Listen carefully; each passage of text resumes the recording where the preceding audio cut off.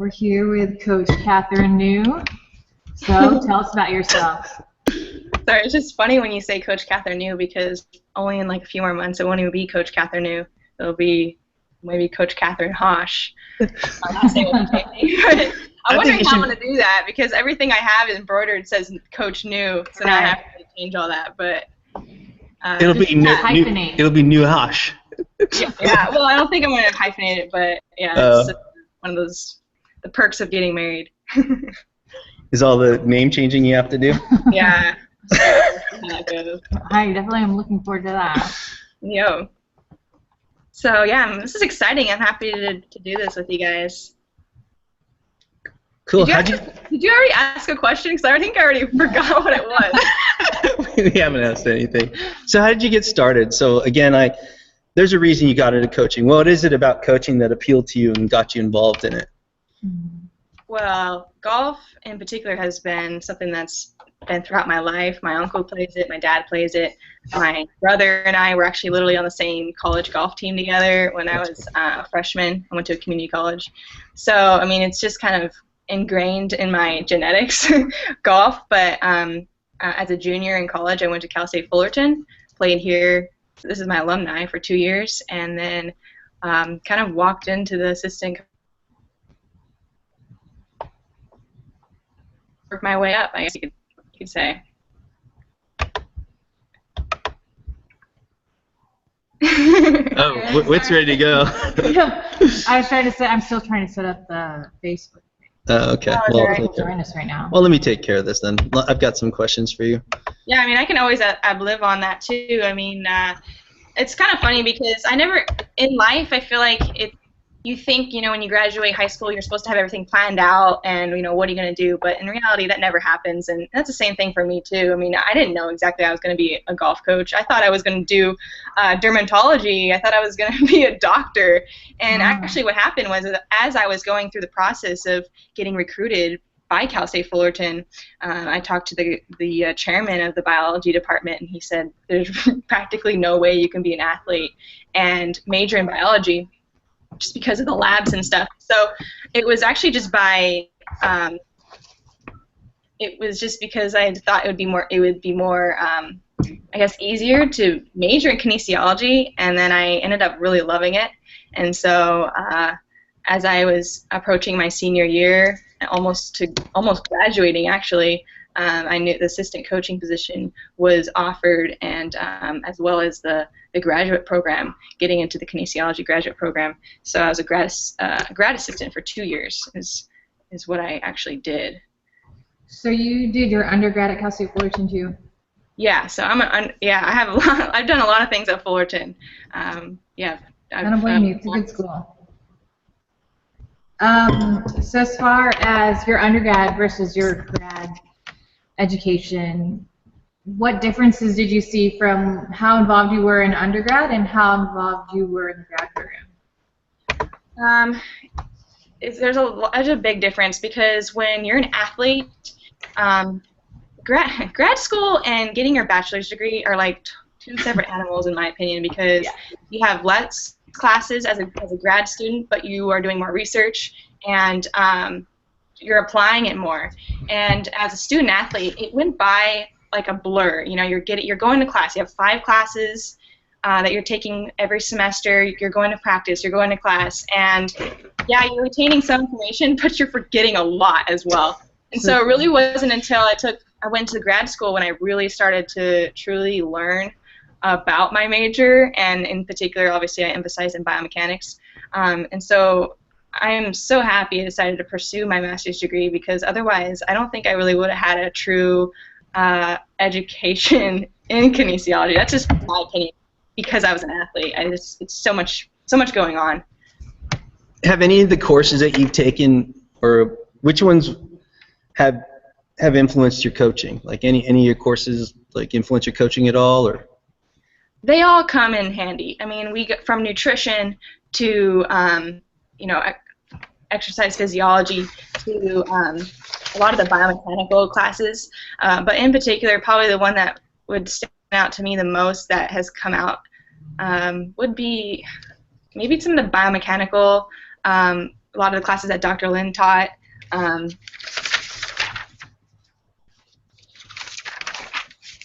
He taught me a lot of golf-specific psychology. All of them. I mean, they all have to come in handy at some point. So I can't really even give you a question, an answer to that, because they're all really, you need them all. Yeah, they're all encompassing. Yeah. Man, I lost my question. I got one. Go ahead.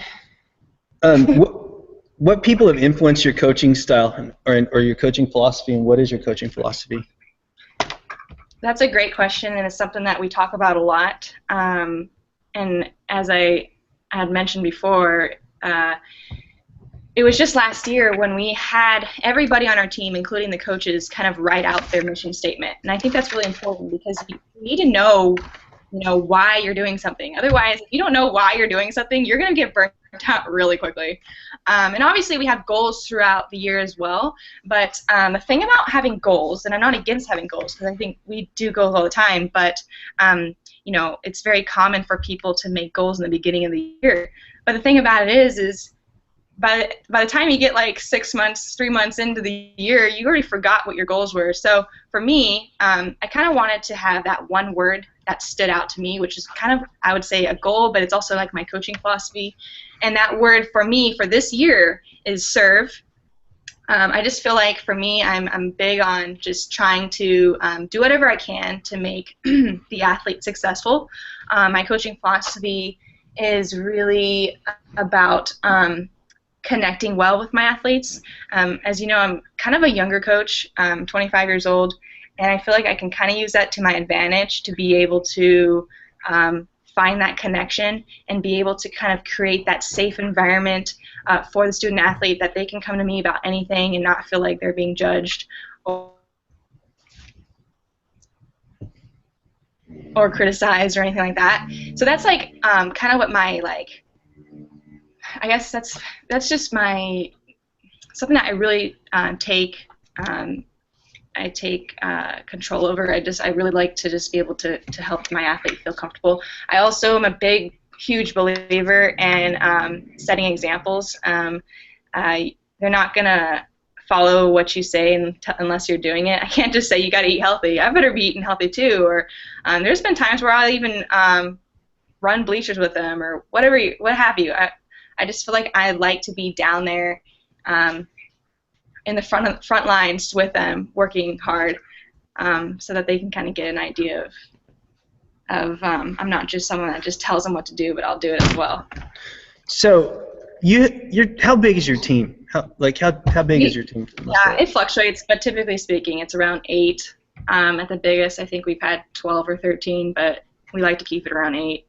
So I guess it would be very important for everyone. You have to have high-quality people on that team. So what is it that you look for when you're recruiting somebody? Or is there like certain characteristics that you're looking for? Who do you ask these? Like, do you talk to their coaches or their how do you go about recruiting? Sometimes we'll talk to their coaches. I guess typically the first step in recruiting is sometimes they'll seek us, they'll email us and want us to watch them play, and other times we will kind of seek them out. And usually the first stage is we will see them on the golf course, see what they're scoring. The golf is about getting the ball in the hole in the least amount of strokes. So scoring average is big when recruiting, but it's not everything. I mean, there's a lot of other factors that we talk about. One just being personality. Do I feel that they will fit in with our golf team? Do I feel that they will fit in with my coaching philosophy? Are they polite? Do they have etiquette? I mean, these are I know it sounds small, but that's big. You kind of start to realize, especially after 4 years of coaching, kind of what type of person you want. I'm very structured as a coach. However, I can adapt to different personalities fairly well, but at the same token, you kind of want to have someone that fits your personality. You also have to look at academics. Are they doing well in the classroom? Because if they're not doing well in the classroom, they're just going to struggle when they get to college. So that's also another factor. And the other thing, and actually I think I've talked to a lot of high elite coaches, and I'm not going to name names, but they would all agree as well, because I like to pick the brains of the best. And the other thing is parent involvement. What I mean by that is it's nice to have supportive parents. However, sometimes parents can also be a burden on the athlete because they create an extra sense of pressure. And, you know, in reality, the student athlete or the parent just wants the best for their athlete, but unfortunately sometimes they create extra pressure and they want them to do so well that it's almost worse, if that makes sense. Yeah. Yeah. The territory. So that's why like I was saying, I was talking to again, like a top 10. Sometimes I just like to recruit international players because of that reason. They're a little bit more independent. They don't rely on their parents as much. So I mean, but that's not always the case. Sometimes parents could be awesome and they are totally involved with their parents. They'll even or their student athlete. They will even caddy for them during tournaments, and I've seen also great relationships as well. But it's just kind of finding the balance and seeing where they're at with that. So as far as the recruiting process, when you first got hired on, did you know how to do recruiting, or was it something you learned? Because I know they don't teach it at school. That's true. A lot of the stuff that I do some of it is not taught in school. You're right. Yeah. But you know, I think our head coach Pearl has helped me in figuring out how to recruit. However, on the same token, she's fairly new at coaching as well, and so it's really kind of been a learning as we've kind of coached together. We've kind of learned what we want and how we see it in athletes. But yeah, I mean, it's really funny because Pearl and I do make a pretty good duo in the fact that, like, Pearl is a person that likes to make decisions pretty quickly. You know, she could probably see somebody and feel like it's a yes or no quite quickly. I'm a person that, like, is very cautious on my decisions.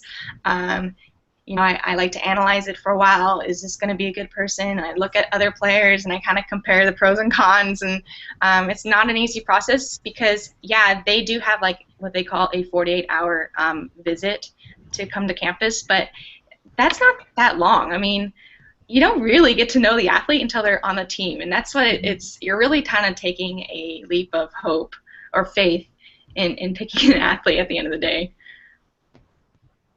Oh, so go ahead. Okay.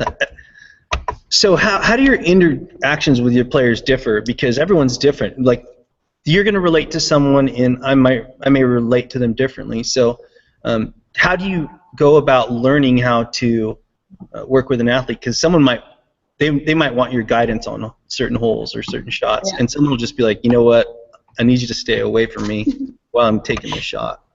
Yeah, that's really true, and that's something that I feel like that's kind of the art of coaching, right? I mean, you can't really learn that in class, and some coaches are better than others at doing that as well.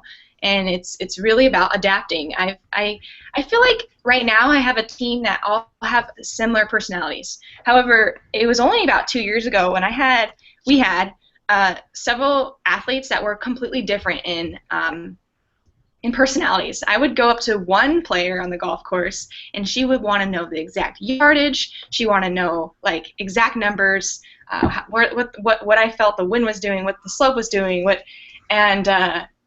just very exact, right? And went through her routine the same way every single time. And I'm thinking about Tisha, in case anybody knows who Tisha is. And then I had another athlete who was pretty much the exact opposite. She liked to feel more loose during her game. If she were to do a routine like Tisha, she would feel really uptight. So it's important that I approach an athlete like, I'll just use her name, Michaela. It's important that I would approach an athlete like Michaela, who I would just say, okay, you know, they're looking. The way I would kind of word my verbiage would be less, maybe specific. But on the same token, I don't want to be too off because at the end of the day, you still need to be pretty specific in golf. But just to make it light, make things a little bit lighter, not get so intense. And for her, that helped her be more calm, which as a result would help her perform better under pressure. Yeah. So does that answer your question? No, yeah, exactly. Because I always think about occasions where there's some kids I could kind of mess around with before, let's say, a hurdle event or 400, and then someone I've got to stay away from. But you have rituals with particular athletes, and you behave a particular way, and they have an expectation of how things will be, and if you deviate from that, it'll affect their performance in some way. Yeah, that's true. That's, again, going back to recruiting, and I feel like it's kind of important to be able to find that if everybody's kind of the same, it makes a little bit more sense, but that doesn't always have to be the case at all. I think you can have a team full of different people, but you can also, I don't know, I think it's just, you can go either way on that, but it's nice to have the same philosophy, I guess. I like that giant check on the wall. It's so awesome. I know. Let's talk about the giant check first before I go into the next question. It's actually been there for a while. I'm pretty sure we deposited by now. But that, How do you find a bank slot that big? Shout out to our donors. Thank you so much for all your support. There you go. A little plug right there. So, as your time as the grad assistant till now, was there ever a situation where you're looking at it and you're like, oh, I should have done it this way. This could have been handled a lot better. Just kind of like learning from past mistakes. There definitely has been. I'm trying to think. Help you with that. Okay, here's an example. Just last in spring, you learn as you go. You don't always have the answer, and that's the thing. That's probably the most challenging part as a coach for me right now. Would be, I hate not having the answers right away.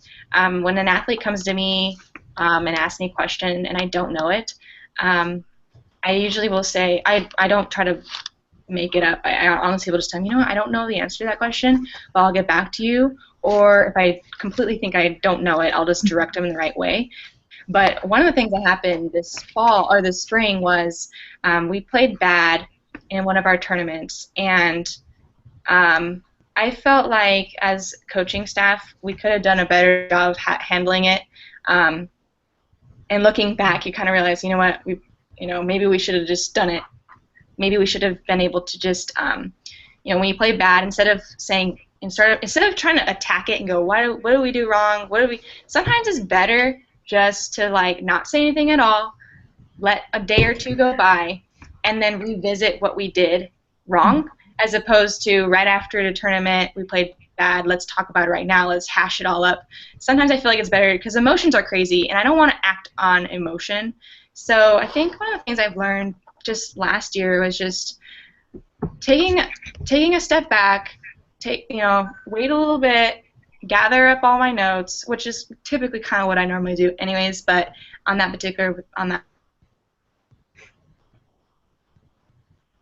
sit down, think about it, and then move forward. There's been many situations. I probably learn from my mistakes more than I learn from anything else, right? Usually I try to learn from other people's mistakes so I don't have to make mistakes. Unfortunately, I've made probably tons of mistakes, especially in my probably first year that I've learned from. I mean, I gotta tell you, I've made NCAA violations, just not big ones. There used to be a violation of you're not allowed to text an athlete. And I went into the compliance office and I go, I was just texting a athlete, and she goes, wait a second, stop right there. You texted an athlete? And I go, yeah. She's like, you're not supposed to text an athlete. I'm like, you're not? She's like, well, you better turn in yourself. I'm like, now we actually can text an athlete. They changed the rules.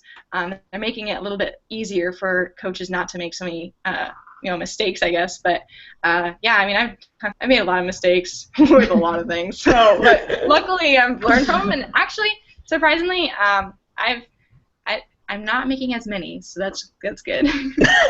I mean, as long as you say you're learning from them and just not repeat mistakes over and over. So what did you not expect about your current position? Well, all the inventory. All the what? The inventory? The inventory. Yeah, that's really funny. No, actually, it's funny that you should say that. I think, firstly, to answer your question, I kind of knew what I was getting into only because I was already an athlete. So I saw what our coaches were doing. It wasn't like a complete surprise to know what my duties would be. However, I think that there is this I know exactly what word she's coming for. Of coaches. I think people think that coaches, like collegiate coaches, are coaching. But honestly speaking, coaching is like literally 10% of the job, at least for a collegiate coach. And the rest is like you just said, doing the inventory, booking flights. It's driving the van around during the tournaments. It's getting food. It's like the weirdest thing that, I mean, there's so much more to coaching that people don't realize that we're doing. Of course, I will say, like, I guess bigger schools they have more staff, and so maybe they don't have to do as much of the compliance work. But I think it's good that I know how to do that because I know how to, and if I ever have someone doing it for me, I could tell, I could see if they're doing it right or wrong. So I think it's good that I've taken on so many duties as an assistant coach because I know I'm ready for being a head coach one day. So speaking of one day, so where do you see yourself going in the future? Do you see yourself sticking with Fullerton or going to a bigger school? Ooh, that's a tough question for her. I like to word it this way. I like to keep my options open. You know what I mean? It's really common during maybe the May, June, July. A lot of jobs start to open up, and I'm always keeping my eyes open, seeing what's out there. Ideally, I would like to stay in Southern California because my fiance is working in this area. But I do know one thing. If you were to ask me 2 years ago, I probably wouldn't be totally ready. But I've done this for 4 years now. I'm going on my 5th year, and I can tell you, I'm ready. I know how to do pretty much every task there is in coaching. Of course, I can get better at certain tasks, but I've dipped my toes, however you want to say, into everything. So I know how to do most of it, but, keep my options open. So do you see yourself being a coach long term, like not going into something into biomechanics or research or? I know. I think being a head coach is a great gig. I think I don't know if I can answer that completely. I want to say I definitely see myself being head coach for a while, but do I see myself retiring? And I don't know if I can't see that far out. I kind of just keep that in God's hands and just pray about it. Yeah. Which is how I always have just directed my life, right? I can't predict everything. So as far as research, what was your research when you were here for your master's program?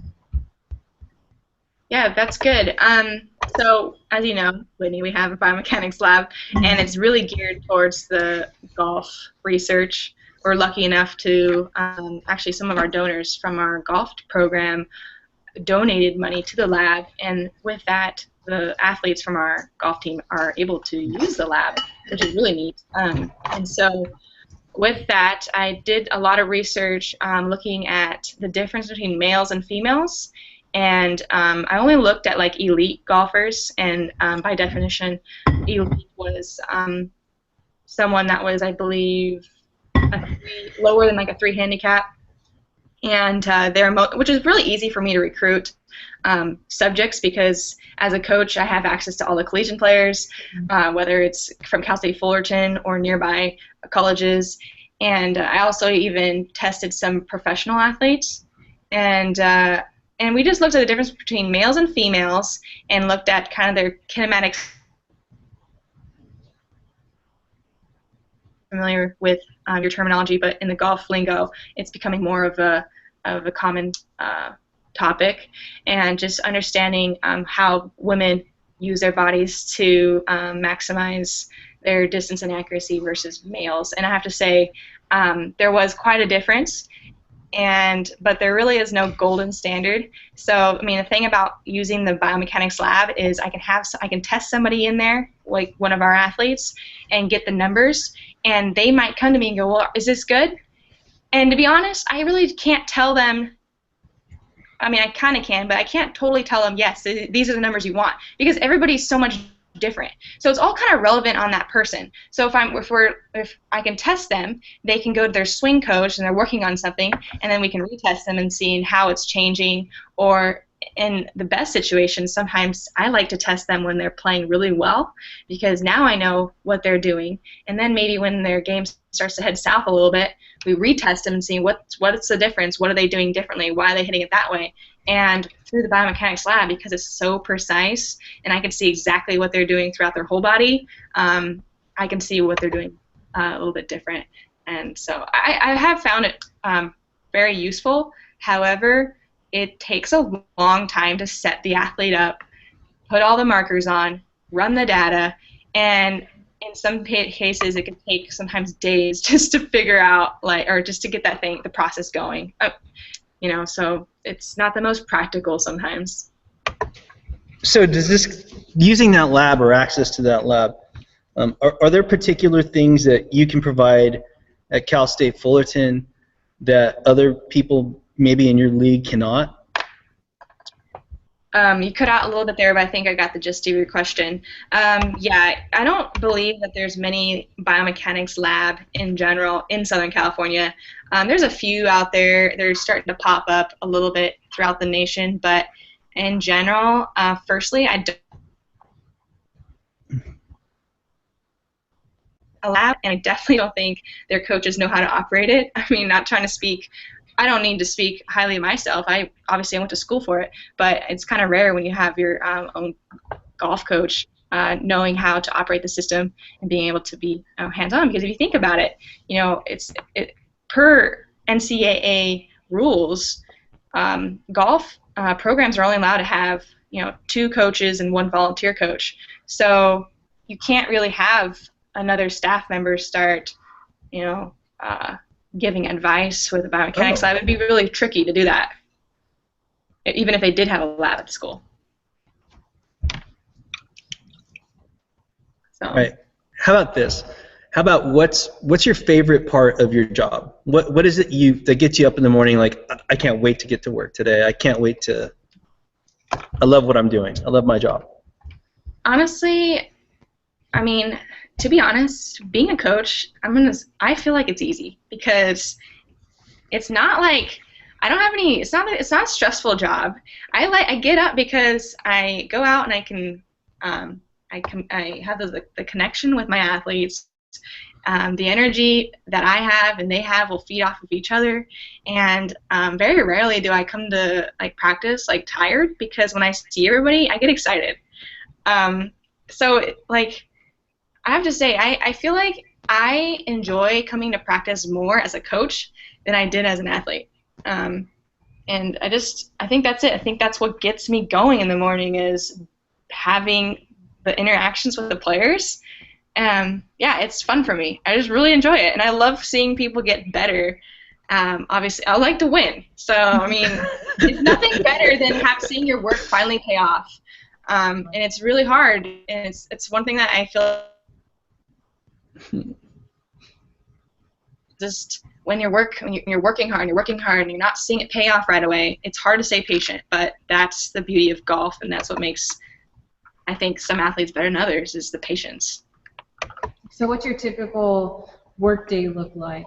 What time do you get up and what time? She's a mess. Her schedule's a mess. No, actually, Albert, no, it's getting better. It's a little bit more consistent. We used to kind of alternate between morning practices and afternoon practices, but we have decided to make all our practices in the morning, and then their classes will be in the afternoon, and then we have weights 3 days a week.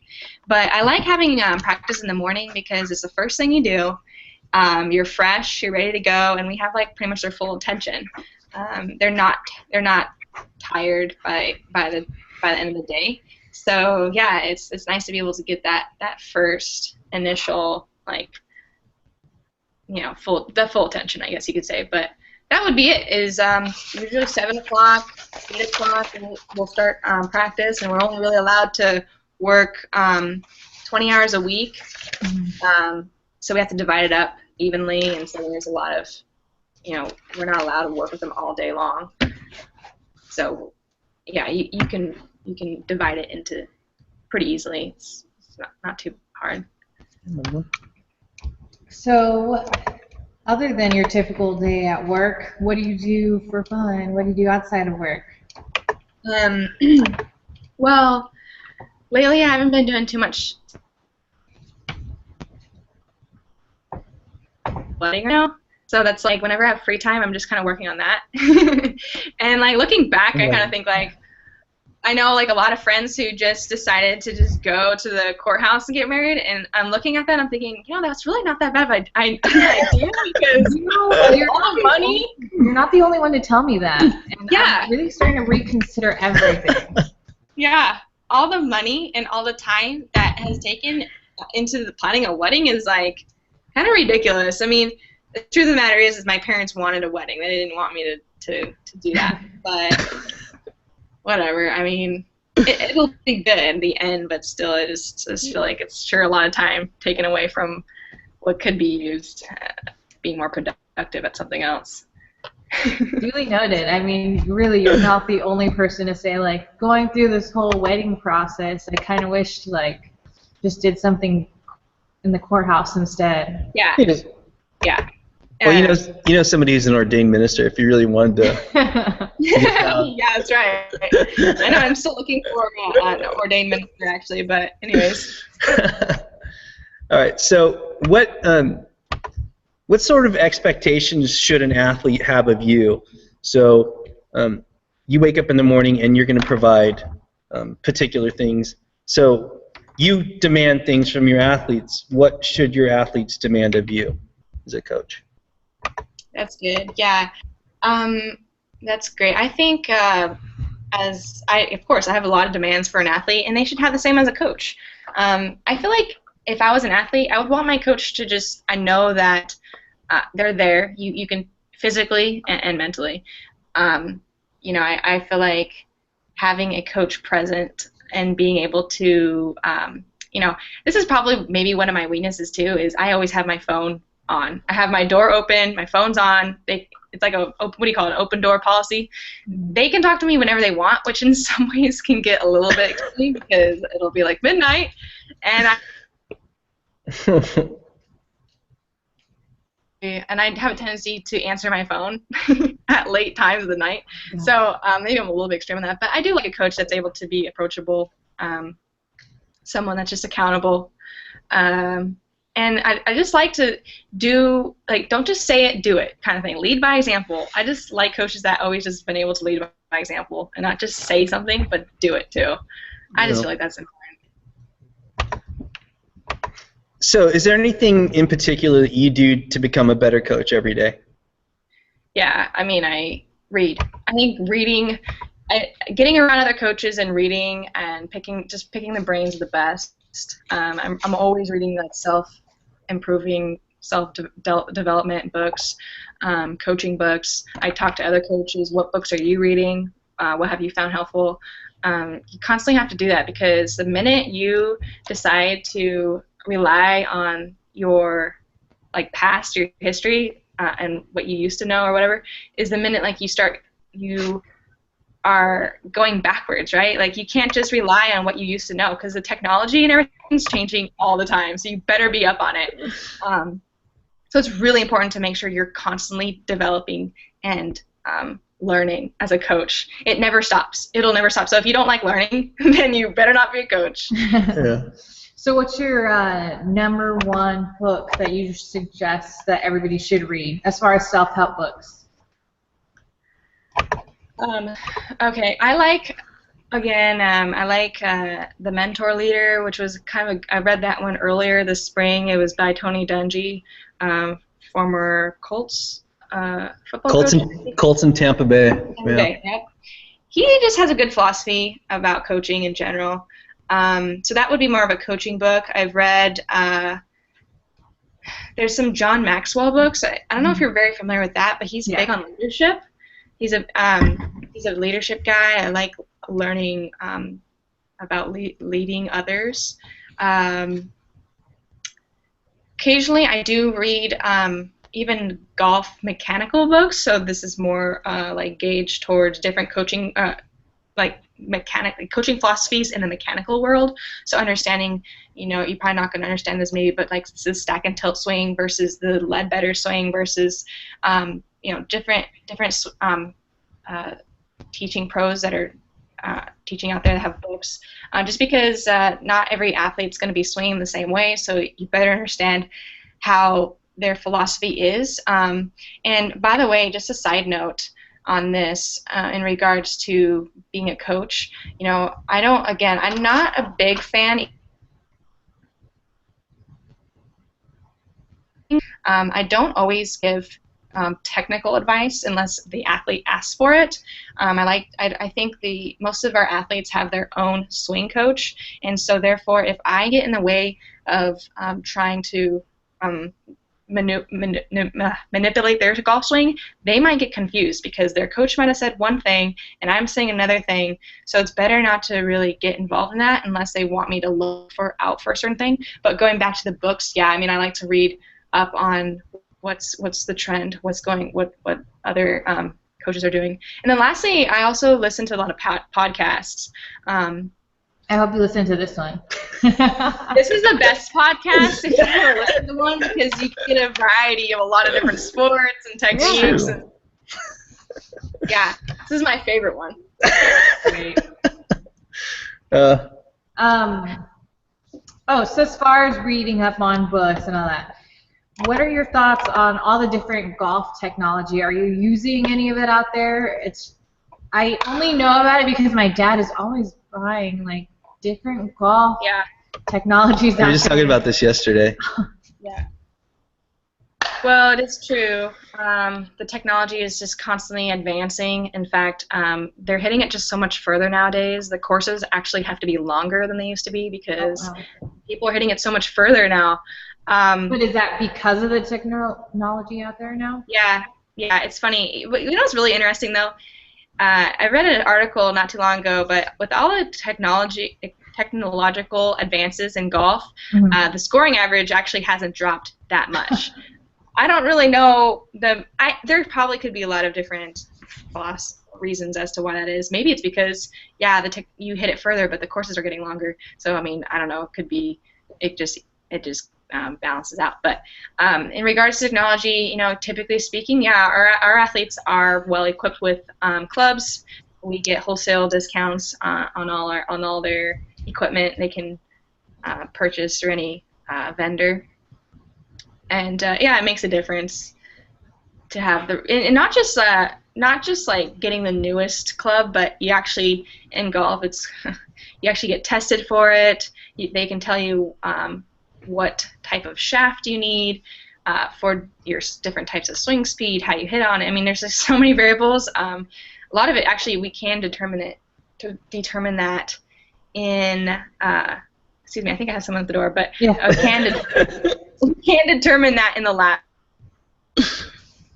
It happens when you're going live. Yeah. Do you want me to check? Do you want me to check to see if someone's at the door right now? Yeah, of course. All right, hold on. I'm really sorry about this. You're fine. That's what life's about. Exactly. Improving, right? It's adapting.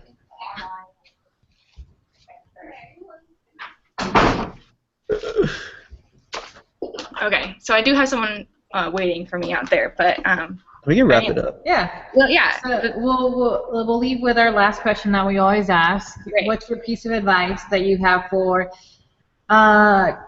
those who just graduated with their bachelor's degree or maybe thinking about master's program, just how to be successful?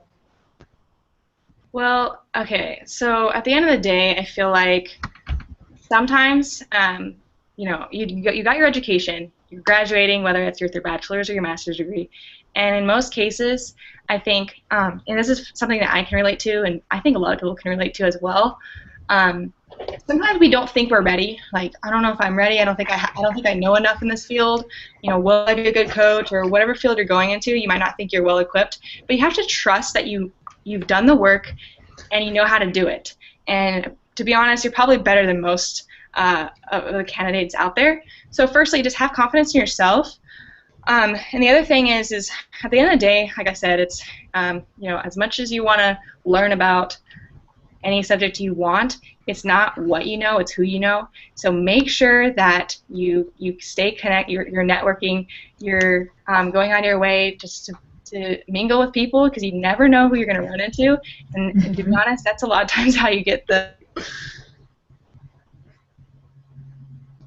bury your head into a book and just learn to. You have to be able to communicate to others. Yeah. So that would be what I would say. Keep learning, but also just network.